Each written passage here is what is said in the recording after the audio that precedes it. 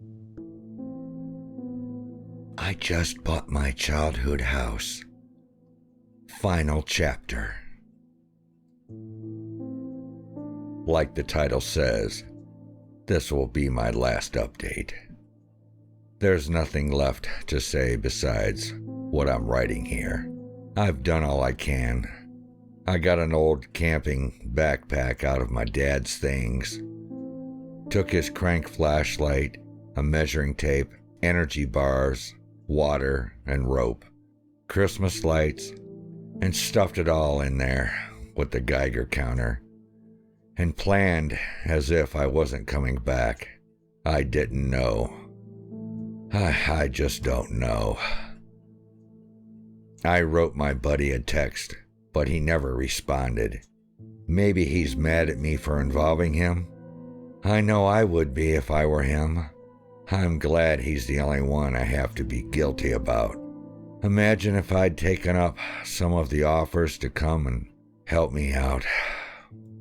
The counter I used is a GQ GMC 300. Since it's so small, I had it looped around my wrist and I was checking it periodically. It was totally normal until I hit that barrier. I thought it would shut off like everything else. The display died in a few places and then kept going. There were a few more dead places in the screen, but it surprisingly kept running. Sometimes it would fuck up, but it mostly kept running. It glitched out a little, so maybe my numbers won't be 100% accurate. They really don't need to be, though. It was pretty obvious when the change happened. As soon as we passed that barrier, the reading jumped almost 0.21 MR over M. Now I went down there totally ignorant of what the readings meant. Call me stupid, call me whatever. The fact of the matter is that I've already been down enough that nothing I do from here out matters. I don't want to risk getting freaked out too much to continue. The reading stayed around that through the tunnel and into the first room. It fluctuated a bit, but not enough to note. I figured, okay, that's definitely not normal, but certainly not enough to worry about, surely. As I made my way down to the other room, the reading slowly crept up. 0.25, 0.34. By the time I was down into the largest room, it was at 2. I took a break there and gathered myself. I pulled out the string of lights and compared it to the scrap I found last time. It's a 100% match. You can see where it was torn off the largest string and pretty much match up the individual strands. I pocketed the strand. I really don't know why, and kept moving. In addition to the counter, I also brought a handheld mercury thermometer. At the start of the slope down to the second room, the temp was holding steady at about 15 Fahrenheit. Now anything beyond that was unexplored, so I prepped myself. I had a permanent marker and I made a little tick on the wall in case it branched out from there, and I'm just having so much trouble concentrating and trying to write this down.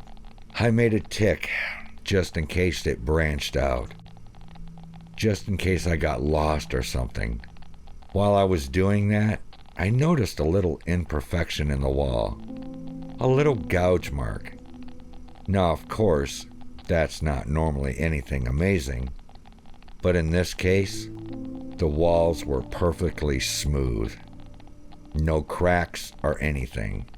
So whatever did it, intentionally? Your guess is as good as mine at this point. Maybe my dad had the same idea. Like father, like son. From this point, the hallway dipped down into a gradual slope. into that downward spiral I'd mentioned before. Up until this point, I wasn't sure if that was intentional or not. It is. I'm not gonna bother posting all the measurements I took, but suffice it to say, I measured every wall of both rooms, the tunnel entrance, and a bunch of other places. I worked it out, looked up the sequence to verify my suspicions. Without getting too much ahead, the measurements are consistent all the way down. The house, the tunnel, everything. They are all on the same sequence. I'm sorry. I'm so scattered. I'll come back to this in a bit. Keep it in mind, though. So the hall sloping down went on for a long time. Not like, oh, this is a kind of a long walk long. I have been walking for hours, and my feet are tired long. I didn't bother timing it. Maybe I should have. I was too preoccupied with the counter and the thermometer. For every, I want to say, fifth of a mile I went, the temp dropped and the Geiger counter rose. 10 Fahrenheit, 2 Fahrenheit, -5. Geiger counter, 21 MR over M, 37, 58. Most of you are shitting yourselves, I'm sure. I had the benefit of ignorance. I assumed those numbers worked like temperatures, and I'm sure you guys know better. I walked and walked and walked. I had a watch, but down there time was meaningless. I sort of kept pace of things by my thoughts. I thought about my dad and how he changed so suddenly. How strange he acted before Mom got sick. Do you know what it's like to have every memory of your parents called into question? Every motive, every sentence. I kept trying to remember anything I can. What did he say about us? How did he say it? Was he always forgetful afterward? What happened to him down here? I'll be honest. I had no intention of ever leaving. I figured I'd go down and never come back. I left a letter taped to the front door in case I vanished. My buddy still hasn't answered, but I left him a detailed message about where I was. I told him under no circumstances should he send any more. My eyesight's getting slow, blurry. It's hard to write. Under no circumstances should he send anyone after me. Just seal the entrance and tell the cops I died in an accident. Whatever it took to keep them out. This place is bad. It doesn't feel evil, but it isn't cozy either. I reached another room after a long time. Maybe double the size of the last. The hall was winding. It was widening out too. This place was getting bigger the farther I went. By now it was about -32 Fahrenheit, and the walls were coated with frost. A mist hung in the air. Don't ask me how I was breathing down there. Maybe oxygen seeped in after so many years of this place being around. I took a break to eat a quick snack. The counter was holding between 85 and 100. I was starting to feel sick again. Like the last one, the room was bare, stark. The floor was so cold it seeped through my 3 layers and chilled me to the bone. Even my parka wasn't helping much at that point. I looked up the symptoms of frostbite, and my nose and cheeks were starting to show the early stages of it. I brought one of those Viking balaclavas, and I put it on. You know how if you sit in a really quiet room, you can hear your heart? It was like that, almost like the whole area was soundproofed, muffled. I could hear my blood in my ears. There's some room in a studio somewhere that is the quietest place on earth, so quiet you start to go crazy if you stay too long. That's how it felt down there. I tried singing while I was resting, but it was worse somehow. I don't think that place was built to have noise in it. It just sounded wrong. I knew if I stayed put too long, I would eventually just not be able to get up. Like the climbers who die on Everest because they stop and rest. So I forced myself up and kept going. I can't give an accurate description of the loneliness and the non-life in this place. As the passage winded out, it started getting echoey. I lost track of the ceiling, but kept one hand against the wall to keep my bearings. I found a few more of those tick marks, but they don't seem necessary really. It's just one long hall. No mazes or anything. I don't get the sense it was built to be a trap. Both numbers kept rising and falling, respectively. I didn't know what the numbers meant, but even I was smart enough to know the ones on the counter were getting serious. They were rising much faster now, skipping entire decimal places. 200, 400, 800. It seemed like every few feet I went, it just got worse and worse.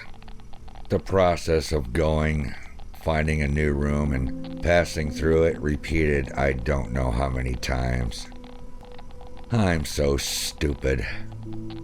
I should have been more careful about recording exact distance, but I had this horrible sense of futility. Like nothing I did would matter anyways. Whatever this place was built for, it wasn't being used anymore. It felt abandoned. I was acutely aware that I was the only one down here. Then, a little farther on, I found a glove. I recognized it as my dad's. It was distinctive because of the fur lining. I remember when he stopped using them. We all asked about it. He loved those gloves, and he never even talked about losing one. Just said he must have lost it somewhere, and that was that. Above it on the wall, something scratched into the wall. It was hard to read, but I think it said 4M? Maybe that's a reference to distance. 4 fucking miles? This thing goes 4 miles under my goddamn house? It made me angry. Why my house? Why here? Why all of it? Couldn't they have put it somewhere else where no one could find it? Why here? I'll spare you the rest of the walk. It's just some more of the same. More hallway, more rooms, more cold. God, it was so cold. I've never experienced anything like that. I walked for, God, days, weeks, years. It feels like I've been gone my entire life. Maybe it's so cold time freezes down there too. I don't know. Anything is possible. The Geiger counter had long passed the hundreds, thousands, tens of thousands. Even I knew what that had to mean. The last room came abruptly. The hall led into it and stopped. There was no other exit. No two walls were the same length. I measured 8 by 13 by 34 by 21. I wasn't surprised. Maybe you're smart enough to have figured it out by now. The entire house, the tunnel, the halls, the rooms, it's all Fibonacci's numbers. I had to do some Googling, but it all checks out. The entire fucking thing is built in a perfect Fibonacci spiral. I looked that up too. It's a sacred shape. It's life. It's found in nature of all kinds. I can only guess why it was so important to build it that way. The last room, the ceiling was so high I couldn't see it even with the flashlight. It was snowing. Did you know it can snow underground? Maybe it can't. Maybe by then I was just so utterly fucked that nothing was the way it seemed. Temperature, -89. Geiger counter, 377,000. I threw up. I threw up as soon as I entered the room and couldn't stop. I felt weak, dizzy. My skin prickled. The snow felt electrically charged. It had no shape. The snowflakes themselves, the little crystals were all wrong. Not pretty like they should have been, but mutated. Points in all directions. Even the snow knew it didn't belong down there. I don't even know if the floor was really the floor. It was all snow. For all I know, it just kept going down forever. Take it away. Maybe I would have fallen forever. In the corner was a hump of snow, the only thing in the room that didn't belong. I think I knew by then what it was. I guess somewhere along that long walk, I put it all together and just didn't want to admit it. Who would want to? I bent and brushed the layers of snow away. I'd uncovered the slope of one shoulder. The parka was faded and stiff, frozen solid. I set the flashlight down and drug the entire thing out. I didn't let myself see it as a whole until I was done. Just saw the pieces of it. A familiar boot. Hair. Hands curled at the chest. The bruised neck. Like someone had tied a rope around it and yanked it tight. I sat down, recranked the flashlight, and threw up again. I was too weak to get up, so I just sat looking at him and trying to decide what to do. He had been there for so long he was frozen solid as a rock, curled on one side, perfectly preserved. I could see the familiar mustache, the scraggly hair, the scar on one thumb from when he almost chopped it off working on the trees one summer. It was horrible to find him there, but so good to see him, even in that state. I didn't realize how much I'd missed him. He was long gone, but just to be next to him, to see and touch him was wonderful. In a way, it was a relief to finally know what had happened. He made it so far. That's the kind of guy Dad was. He made it further than I ever would have. Even if he was freezing and sick, he would have seen it to the end, made sure that nothing could hurt us. I wanted to get him out of there, but I couldn't even budge him. I was so weak. The inside of my mouth was raw and I kept spitting up blood.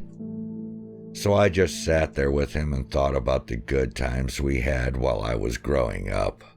The snow was falling lightly but steadily. I let it cover his face back up.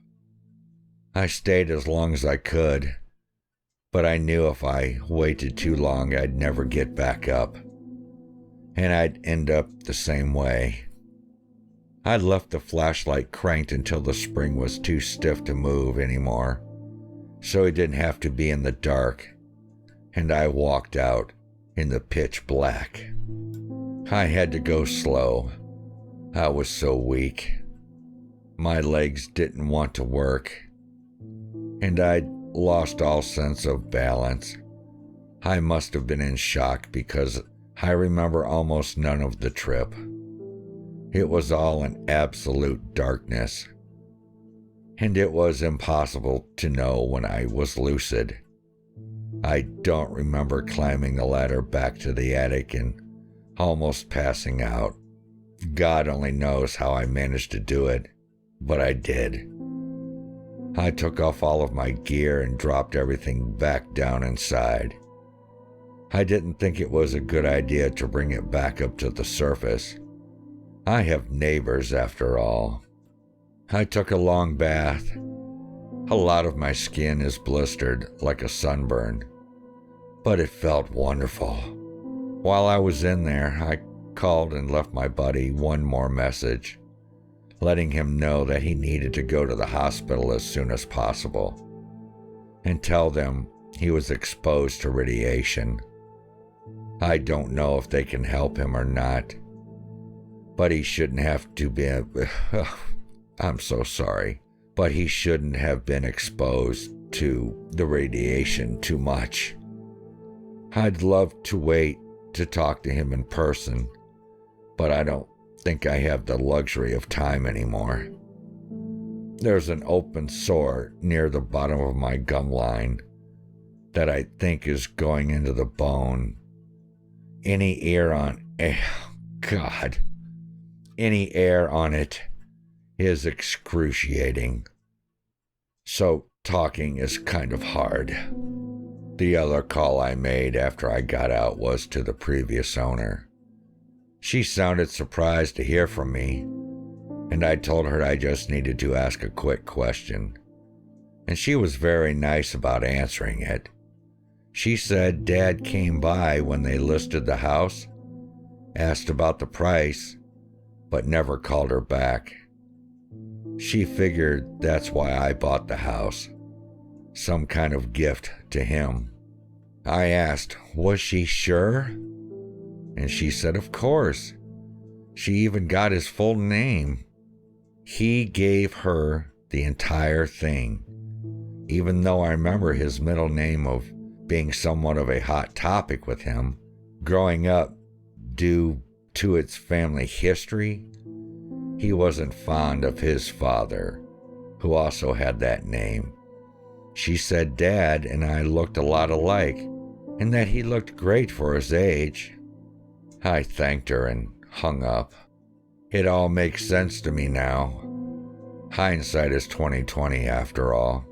I probably could have figured it out sooner, but I guess I didn't want to believe it could have been true. Maybe I don't have it all exactly right, but I can put the pieces together into a decent picture. I don't know if the family who owned the house brought whatever was down there with them. Maybe they were intending to build a cellar and stumbled on the system. Maybe they built it to hide their secret. I really don't know. But they got tired of taking care of it. That thing that lived in the bottom of the spiral. They probably got so tired of consistently playing the keepers.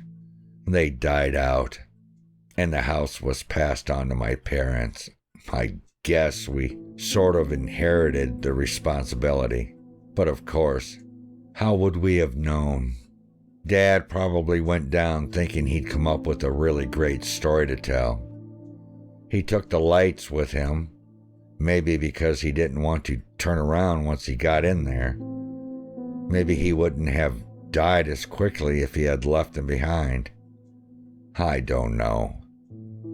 Maybe when whatever was living there was around, the radiation was higher, and it sent Dad into a delirium. Maybe he never even saw it coming. I'd like to think it killed him quickly, and that he didn't suffer. Those bruises, whatever wrapped the lights around his neck, did it so hard he couldn't have had any chance of getting away. So hard a piece of it broke off, and the thing carried it until realizing it would be too incriminating to have around. Maybe whatever it was just trying to escape. For years it lived with us and poisoned us all.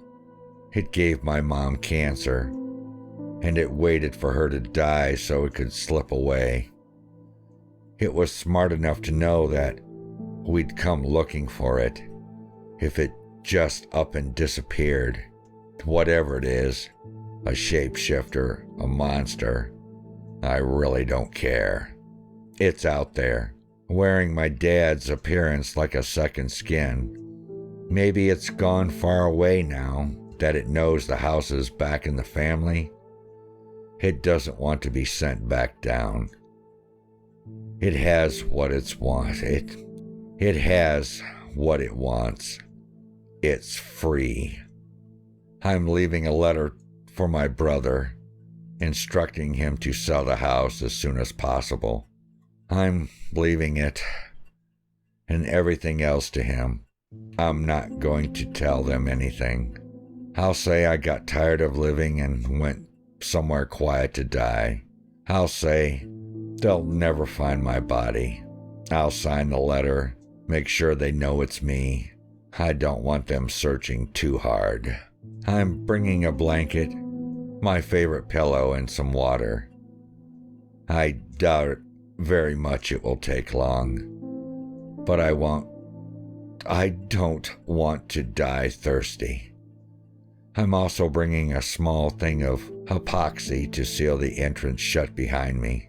A padlock, too, so even if the epoxy is dissolved, they still won't be able to get in. The door is almost invisible anyway. Sealed shut, it'll be like it was never there. I checked the house. The radiation levels are a little high, but maybe they'll go down once I leave. I won't be staying long. I don't want to contaminate anything any more than I already have. Somewhere out there in the world right now, my dad is walking around. But it's not my dad. It's something else. Maybe it doesn't know what effect it has on people. Maybe it does. But there's nothing I can do about it either way. I'll go back down, seal myself inside, and go sit with my dad until my body gives out. Like I said, it won't be long. I can feel myself coming undone inside. My chest hurts.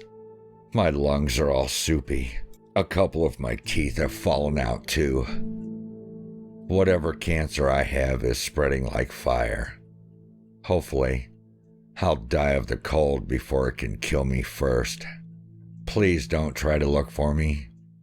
Just tell my story and make sure people know that I tried my best not to bring anyone else into this.